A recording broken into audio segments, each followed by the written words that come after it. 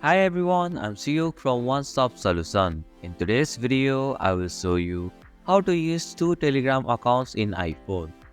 Having multiple Telegram accounts allows you to keep personal and professional communications separate. So, let's get started on how to use two Telegram accounts in iPhone.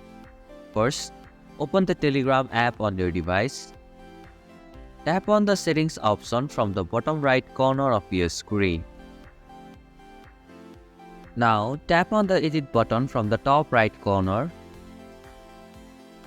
Here you can see the add another account option. Tap on it.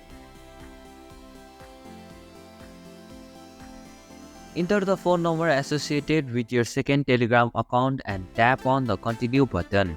A verification code will now be sent to that number. Enter the code to verify and log into your additional Telegram account. And this is how you can use two Telegram accounts in iPhone. Thank you for watching One Stop Solution. Hope this video was helpful. If it was, then hit the like button and comment down if you have any questions or feedback. Also, if you are new to our channel, please subscribe and hit the bell icon so that you won't miss our upcoming videos.